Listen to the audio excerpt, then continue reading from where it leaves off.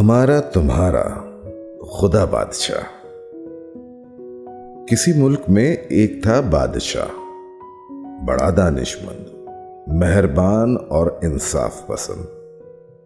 اس کے زمانے میں ملک نے بہت ترقی کی اور رعایا اس کو بہت پسند کرتی تھی۔ اس بات کی شہادت نہ صرف اس زمانے کا محکمہ اطلاعات کے کتابچوں اور پریس نوٹوں سے ملتی ہے، بلکہ بادشاہ کی خود نوش سوانح عمری سے بھی۔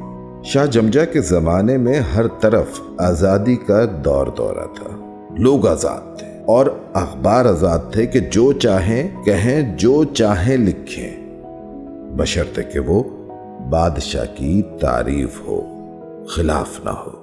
اس بادشاہ کا زمانہ ترقی اور فتوحات کے لیے مشہور ہے۔ ہر طرف خوشحالی ہی خوشحالی نظر آتی تھی، کہیں دل دھرنے کو جگہ باقی نہ تھی۔ جو لوگ لکھپتی تھے، دیکھتے دیکھتے کروڑ پتی ہو گئے۔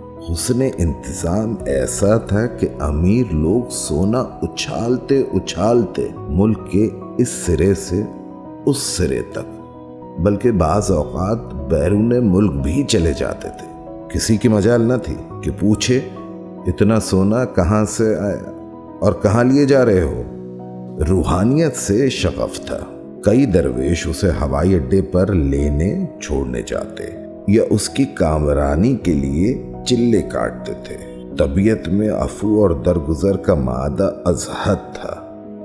اگر کوئی آ کر شکایت کرتا تھا کہ فلاں شخص نے میری فلاں جائیداد ہتھیا لی ہے یا فلاں کارخانے پر قبضہ کر لیا ہے، تو مجرم خواہ بادشاہ کا کتنا ہی قریبی عزیز کیوں نہ ہو، وہ کمال سیر چشمی سے اسے معاف کر دیتے تھے، بلکہ شکایت کرنے والے پر خفا ہوتے تھے کہ عیب جوئی بری بات ہے۔